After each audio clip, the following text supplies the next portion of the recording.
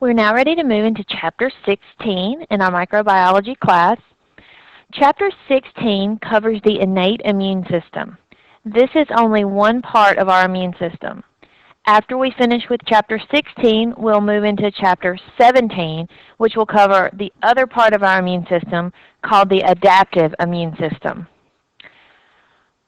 In this chapter, we are only going to discuss the first two lines of defense your body has against an invading pathogen. These two lines of defense are what make up our innate immune system. Your innate immune system is classified as nonspecific, meaning it does not care what pathogen is invading your body. It simply is responding to the fact that something foreign has invaded your body. The innate immune system is also characterized by the fact that it is present at birth. There is no memory factor involved with our innate immune system. This is simply our body's way of defending, trying to keep anything that is not part of you from getting into your body, and then making sure it destroys anything that may have gotten into your body that is not supposed to be there. We divide it into two different lines of defense. And you can think of this as sort of different layers of your body. Your first line of defense is the first thing a pathogen is going to come in contact with when it is trying to invade your body. Your first line of defense is going to be made of your skin and your mucous membranes. In order for a pathogen to gain access into your body, it must first go through your skin and mucous membrane. If a pathogen makes it through your skin and mucous membranes, it will then come in contact with the second line of defense. The second line of defense is going to be the actions of several individual cells in your body working to destroy an invading pathogen. Your second line of defense has several components, but we're going to focus on just a few of them. We're going to talk about natural killer cells, phagocytes, inflammation, which is a process that involves all of these cells we're discussing. And then we'll talk a little bit about fever and some interferon, some complement, but we're going to focus on the phagocytes and the inflammation process.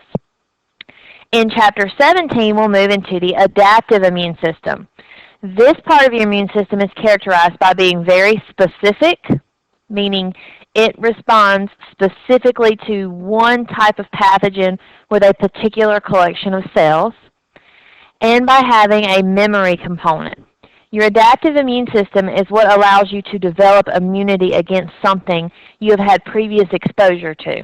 So when we get into Chapter 17 and the adaptive immune system, we can talk about things like T cells and B cells, antibodies, which are made by B cells. And then we'll also get to talk a little bit about vaccination, which a lot of you have had questions about already in the semester. To discuss the immune system, we need to learn a little bit of terminology that will be new to us. And the terminology includes the acronyms TLRs and PAMPs. TLRs are toll-like receptors.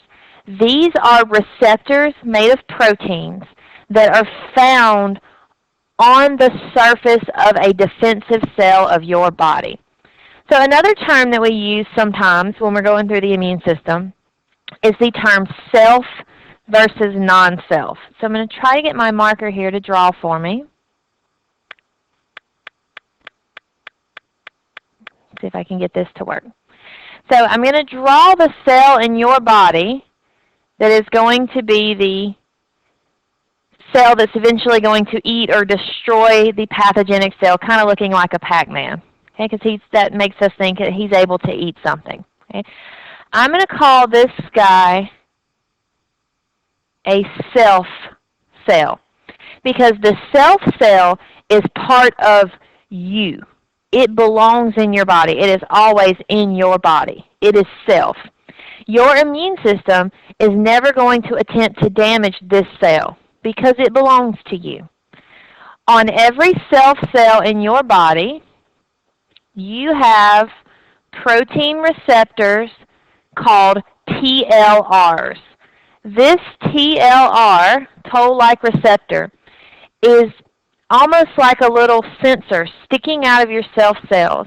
And this little guy is running around your body, constantly checking, grabbing a hold of other things to determine if they're supposed to be there or not. Okay? What's going to happen is, ultimately one day, this cell is going to come in contact with a non-self cell. This is going to be something like a bacteria or a virus or a protozoan, some sort of pathogen. On the surface of this bacteria or virus, whichever we're talking about, is going to be different little components. I'm drawing them different shapes so we can keep up with what we're talking about. These little things that are sticking up on the surface of the pathogen, we call these PAMPs. PAMP stands for Pathogen-Associated Molecular Pattern. So that's your PAMP. Okay. Again, the TLR is on your immune system cell. The PAMP is on the bacteria, the pathogen that's invading your body. So what's going to happen is, as your self cell is patrolling around your body, this TLR will bind to a PAMP. When the two of these bind to each other and you get an interaction between the two, that is going to stimulate the release of chemicals. So once the TLR binds to a PAMP, that tells this self cell, oh, I found something. I found something that has invaded my body and I need to kill it. So now the self cell is going to start sending out chemical signals. The chemical signals that are released by the self cell are collectively called cytokines. I apologize for the handwriting. It's hard to do on this screen. Cytokines are groups of chemicals released by your immune system cells. These chemicals are secreted out into the body, enter the bloodstream, and then can go now tell or activate every other immune system cell in your body and say, hey, something was found up here by your left arm, so all of these other immune system cells need to come this way. The process of cytokines activating other cells, we're going to kind of see this process throughout, so you kind of need to keep this in mind. There will be times when we'll use other terminology. Cytokine is kind of an overview and a category of chemicals, so there's other chemicals. The process of another chemical responding to the cytokines released here is going to be chemotaxis. So we're going to see that as we go through this chapter, as well as chapter 17. Okay. So now let's move in and go through our first and second lines of defense. Your first line of defense is simply made of your skin and mucous membranes. There are some pretty obvious and basic ways that this can provide some defense to our body. The most obvious way is that both your skin and mucous membranes provide a physical barrier that has to be penetrated for a pathogen to enter your body. Your skin is an amazing barrier against pathogens. It's very hard for a pathogenic cell to go directly through your skin, which we talked about this a little bit in chapter 15. Your skin has an outer layer of squamous epithelial cells that is full of keratin, meaning these cells are completely dead and permanently locked together by desmosomes. It is tough for a pathogen to get through this. The skin is also very dry. It is slightly acidic and slightly salty during times when things like sweat has been released. So it's just not a very good environment for a pathogen to live. Typically, for a pathogen to make it through your skin, you're going to have to damage the skin by cutting it or penetrating it. So you're going to see some sort of parenteral route of invasion of the pathogens into the body. The mucous membranes also serve as a physical barrier of your gastrointestinal, your respiratory, and your genitourinary systems. The mucous membranes are not dry and dead, as we saw with the skin, but your mucous membranes produce something that your skin cannot. They produce mucus. Mucus is sticky, and it traps lots of microbes. If we use the respiratory system as an example, as you inhale pathogens, they are trapped in the mucus. Then cilia that are constantly moving will pull that mucus-trapped pathogen up out of your respiratory system so that it can then be swallowed and eventually expelled out of your body. Going a little bit further into detail, there are some things that are made by your skin and certain parts of your mucous membranes that also help aid in the first line of defense. Sebum is produced by your skin. This is simply oil. Oil is simply the composition of oil makes it hard for some pathogens to grow. And it also has a lower pH than we typically see on the skin. The low pH is going to inhibit the growth of most things other than an acidophile. This is one reason that you're not supposed to take too many baths. The higher level of oil you have on your skin, the harder it is for some pathogens to live on your skin. Sweat can work to flush microbes from certain areas. However, sweat's kind of a hard one to discuss in this area because there are some pathogens that actually prefer to grow in sweat. So we're just going to kind of skip over that a little bit. But it can help, and it is part of your first line of defense. And then finally, solutions secreted by your stomach, the vagina, as well as your urine are going to all have low pH, and that's going to inhibit the growth of some pathogens. So let's go a little further, and let's go to some things that you may not be quite as familiar with. Let's look at our second line of defense. The most important components of your second line of defense are your leukocytes.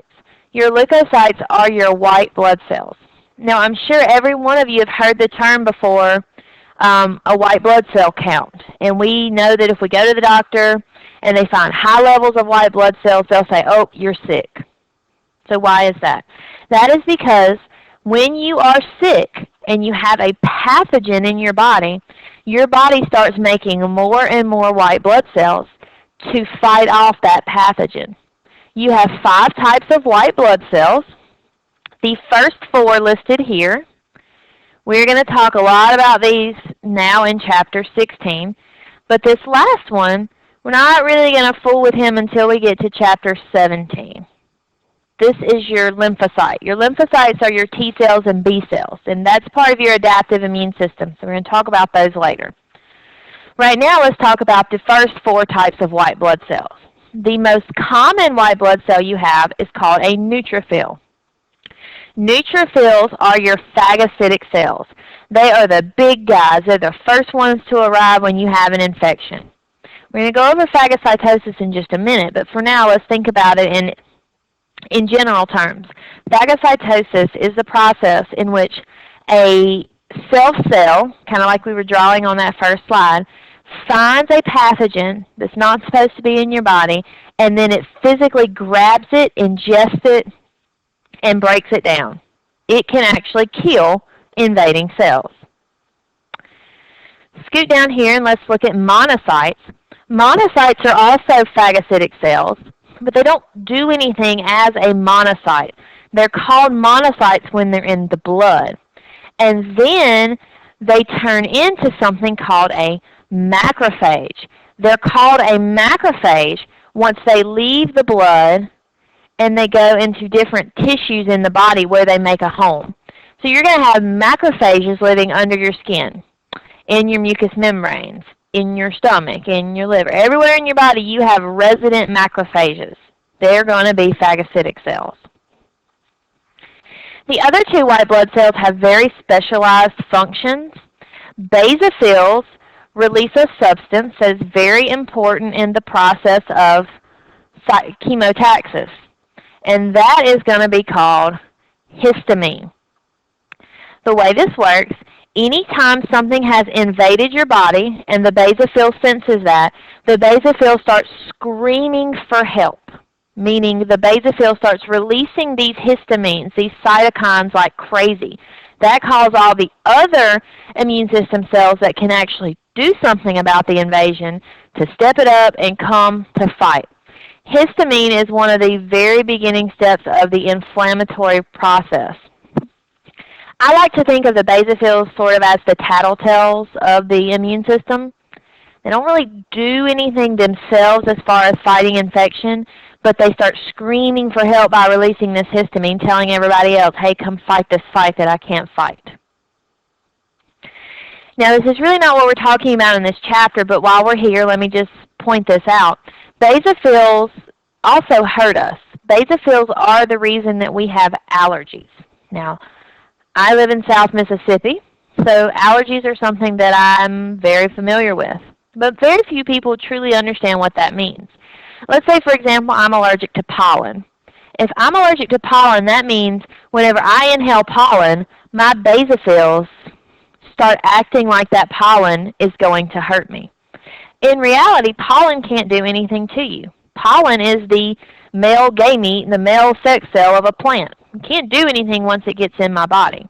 But what happens is my basophils look at that pollen and they start screaming for help, releasing histamine like crazy, starting inflammation, making me sneeze, making me cough. Well, when all the other immune system cells get there, they look at the basophil and say, why are you fussing? Why are you screaming? What's with all of this? There's nothing that we need to fight. But the basophils just start overreacting. That's why when you have an allergy attack, you start sneezing, things like that, you take Benadryl. Benadryl, if you look on the back of the bottle, says antihistamine. You're just taking something that makes your basophils shut up. Okay. All right, well, back to what we're discussing right now in Chapter 16. Our other type of white blood cell is called an eosinophils. Eosinophils have one job. They fight worm infections. So when we went through Chapter 12, if you didn't believe me when I told you 1 in 3 Americans have a parasitic worm, maybe this will prove it to you. You have one type of white blood cell whose only real job in your body is to find worms, attach to them, and start secreting proteins that will kill those parasitic worms. If worms were rare, do you think we would need white blood cells against just those worms? Probably not. Okay. So now let's keep going. Some of your lymphocytes have the ability to, as I said, become T cells and B cells. And again, this is Chapter 17. We're going to get there in just a minute. But I want to talk about these guys. That one thing that your lymphocytes can do is become natural killer cells. Now that sounds pretty serious, right? A natural killer. Obviously, these guys are going to kill things. But what they kill is actually quite impressive.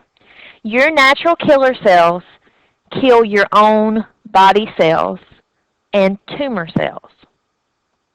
Now we all probably know tumor cells are just your own cells that have started undergoing mitosis too rapidly. They're reproducing out of hand, they're mutated, something is wrong with them. So the natural killer cell, he is smart enough to recognize, hey, this is a self cell. This is supposed to be here, but there's something not quite right about it. And when they find one of your cells that there is something not right about, they grab a hold of it and start releasing these enzymes called perforins. Perforins start degrading the membrane of the damaged cell, causing your own cell to begin a process called apoptosis. Apoptosis is programmed cell death. It is your cell being told, all right, something's wrong with you, time to die. And then it starts dying in a way that we can save the good parts of it instead of just causing it to erupt and all of everything out of the cell just be wasted. So that should actually be quite impressive to you. I started the entire lecture by saying your immune system cells have the ability to look for things that aren't supposed to be there. Well, that's pretty easy. The cell wall of a bacteria has peptidoglycan. Looks nothing like things in your body. So your immune system cells, if they see peptidoglycan, they know, hey, time to kill it, that's not supposed to be there. But your natural killer cells have the ability to not look for something that's not supposed to be there. They look for things that are supposed to be there, but they don't look quite right. So these, to me, are really impressive, really smart cells. Now, do you think it would be bad if your natural killer cells started working, kind of got out of control? Absolutely, right? This is a big part of some of your autoimmune diseases. Some of the diseases in your body that your body starts killing things it's not supposed to kill. Very, very impressive cells. Very interesting.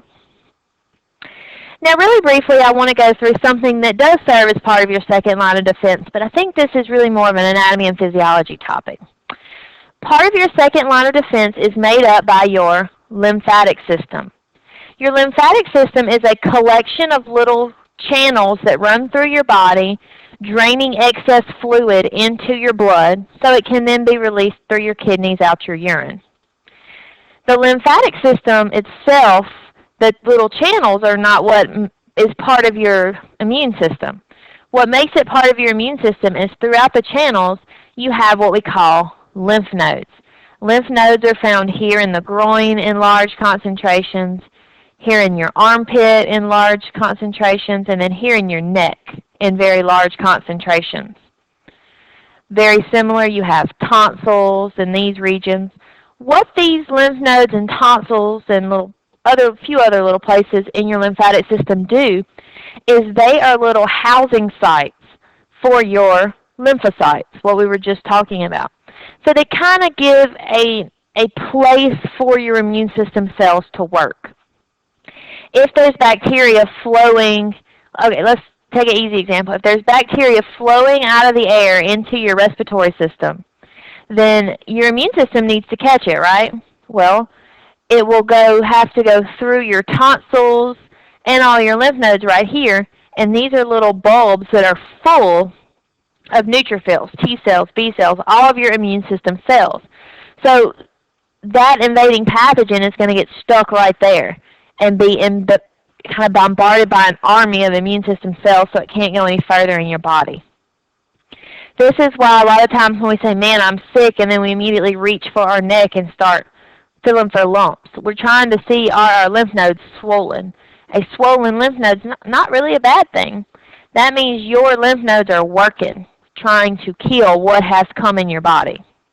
If you don't have those, you're actually more likely to get sick because the pathogen can make it further into your body. So I've been using the word phagocytosis quite a bit as we started this lecture. We all can say by now, okay, phagocytosis is when an immune system cell ingests another cell. But let's take that a little further. How can a cell in your body eat another cell and it not hurt your phagocytic cell, or how can it break it down into something that can't hurt us? So let's look at the steps of phagocytosis. And that's these steps right here. And you do need to know them in order. You need to know what each of these terms means. So let's go to a picture so we can really go through the steps. So in this picture right here, this orangish looking guy, this is your phagocytic cell. This could be a neutrophil or it could be a macrophage. Either one, these are our phagocytic cells. Okay? The first step of phagocytosis is chemotaxis and adherence. Recall, chemotaxis is the process by which chemicals of some sort have caused this phagocytic cell to be attracted to the area. This could be another phagocytic cell has already ingested a pathogen releasing chemicals, or your basophils have released histamine, calling this phagocyte to the area. There's lots of different types of chemotaxis, but there's something that has told this phagocyte, I need to come here. This is where I need to be. This is where the pathogen has invaded. Adherence is what's going on in this picture here. With adherence, the TLR, which is on the surface of the pathogen, has bound to the PAMP, which is found on, in this example, a bacteria cell. So this is where the self cell has found a non-self, something invading, and it binds. Following chemotaxis and adherence, step 2, which is shown here, is when the phagocytic cell takes its pseudopods, its little arms, it reaches out, grabs the pathogen, and starts pulling it in, actually ingesting or eating the pathogen.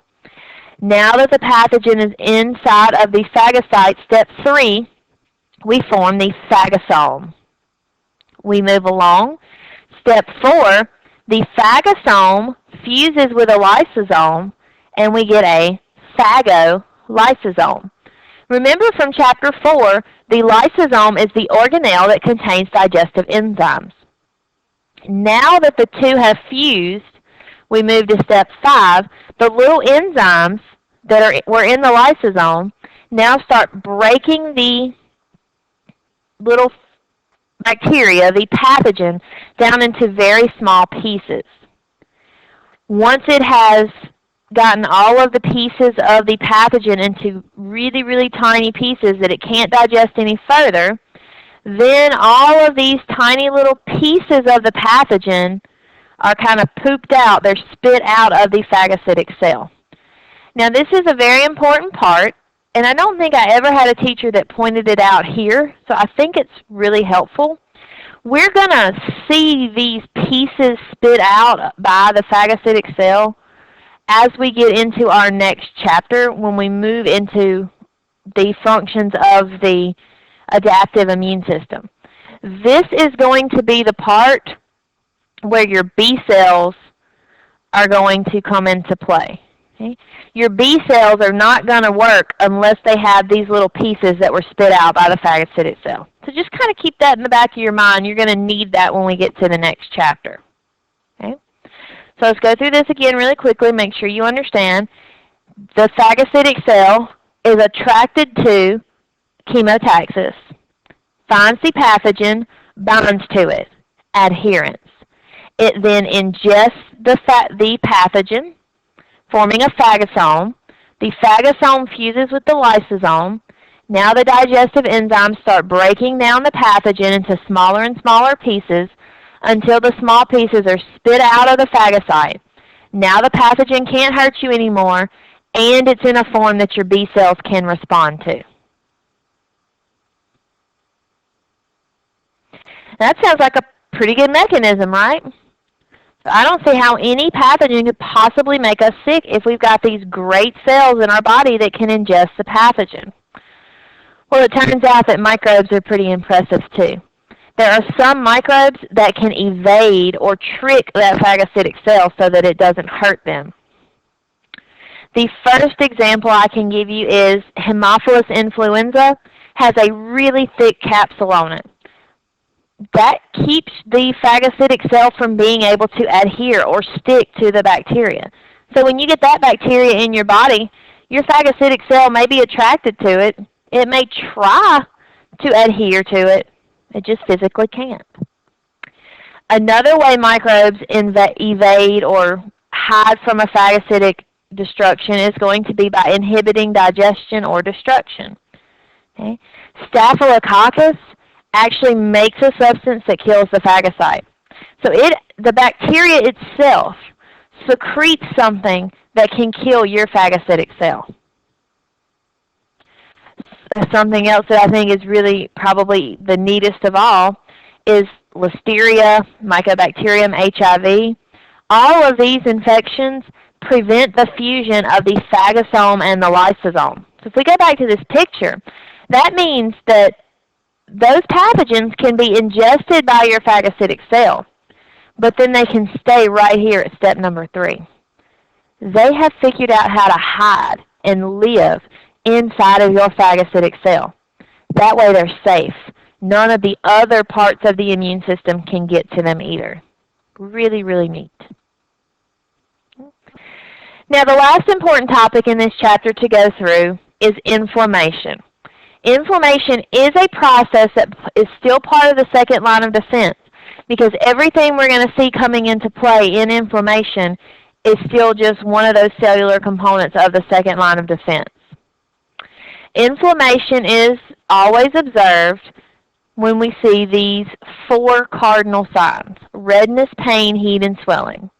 What I want you to be able to do is, as we go through this explanation, I want you to be able to explain what is causing each of these 4 signs and symptoms. Okay? Now, so let's look. Why is inflammation going to occur? We need to get 3 things to happen. We need to try to destroy whatever pathogen has come in.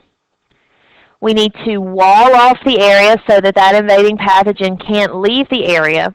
And then the last thing we need to do is we need to repair it, fix that spot so that more damage can occur to that area. Now, the first thing that's going to happen after we have invasion of a pathogen into the area is the first cells in that spot are going to have their TLRs bind to a PAMP and produce cytokines. There are several different types of cytokines we see in inflammation, and they are called histamine, which is coming from who? The basophils in the area. There are kinins, prostaglandins, and leukotrienes. All of these are secreted by different resident macrophages in the area. All of this has to happen for inflammation to begin. Now I'm going to go to a picture, and in the picture I'm going to go through all the steps, and I'm going to go over these important terms as well as what's written in red here.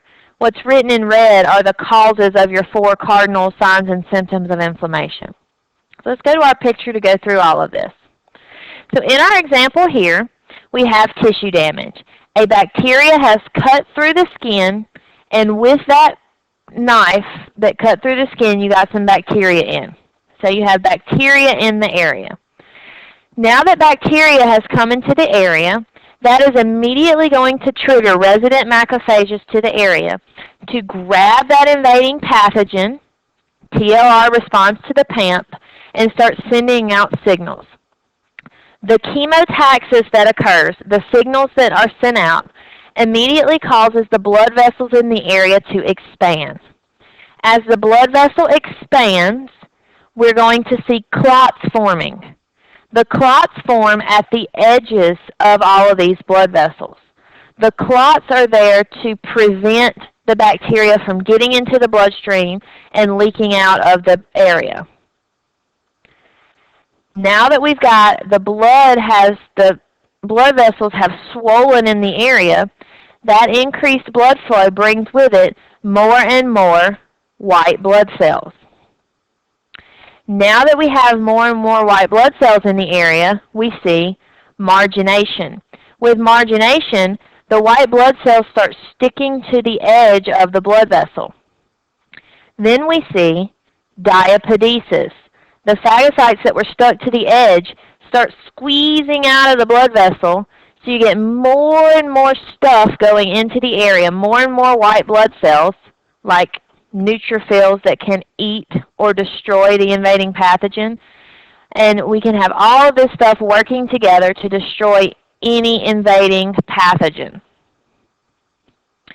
Once the invasion has been taken care of, then we're going to see the area repair, and that's when we're going to form a scab. Okay. So let's think about the 4 signs and symptoms. We have redness, heat, swelling, and pain.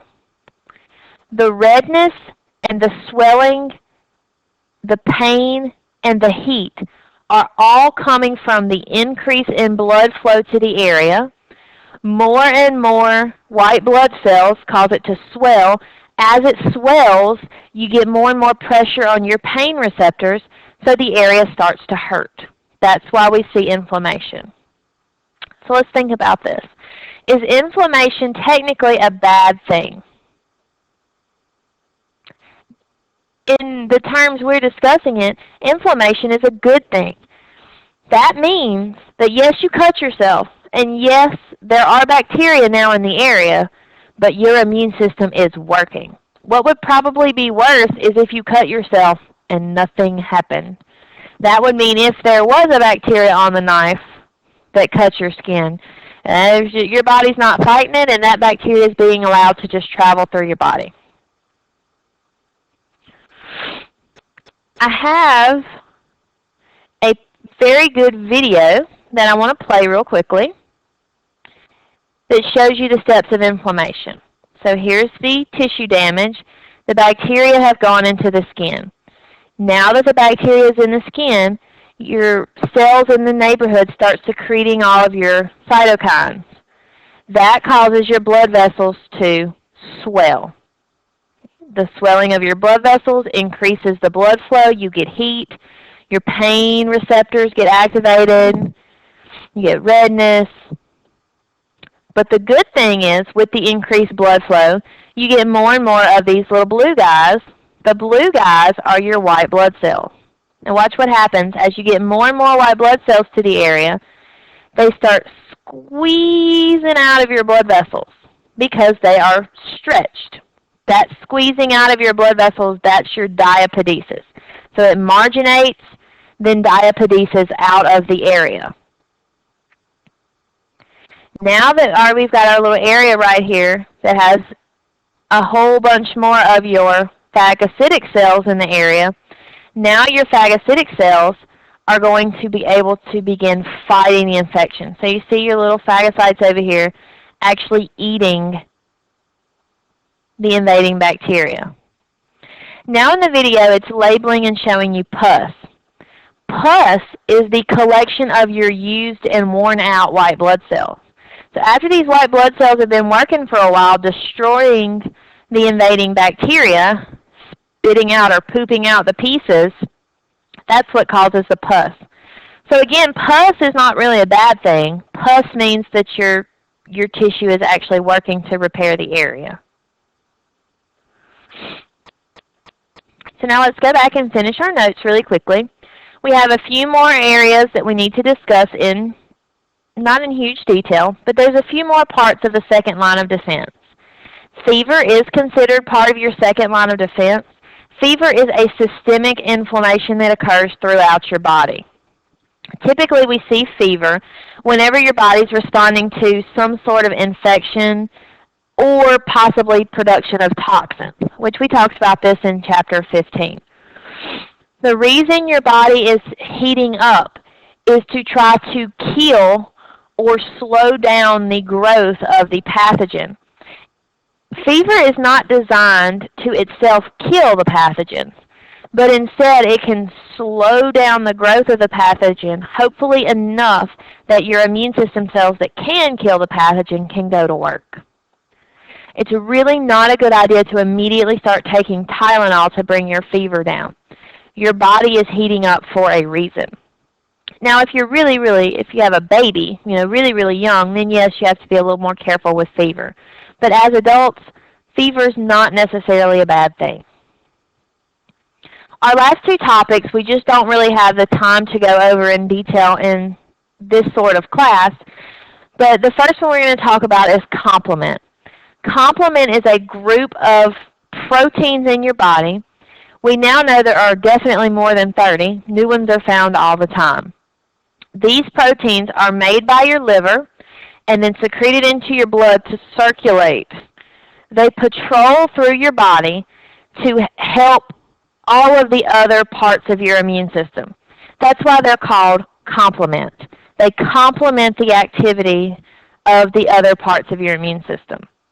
Complement helps with cytolysis, which is lysis of a cell. They help with inflammation. The way they do that is they help with phagocytosis. And I'll have to show you that in a little more detail when we get to chapter 17.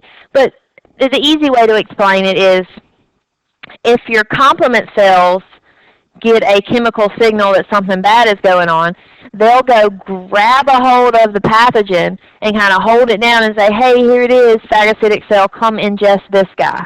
So they're just helping. Interferon is a set of proteins made by your body that have the ability to stop a virus from replicating. Viruses are actually really good at tricking our immune system. Phagocytic cells can't kill a virus because a virus is not a cell, right? Chapter 13. Viruses are just proteins with some DNA or RNA in them. So that's not something, it's not alive. A phagocytic cell can't eat that. The virus invades your cell and then uses your cell. So in order for your immune system to kill a virus, it actually would have to kill your own cell. It's not something we want our immune system doing on a regular basis. So our bodies produce things called interferon. They can, in the presence of a virus, go into your cell and stop a virus from replicating. And from what we know about viruses so far, you probably understand that if a virus can't replicate, it is basically, quote, dead. It can't do anything to us at that point. Ever since interferons were discovered back in the late 1900s, we have started making antiviral medication. Before we discovered interferons, we had nothing we could give someone that had a virus.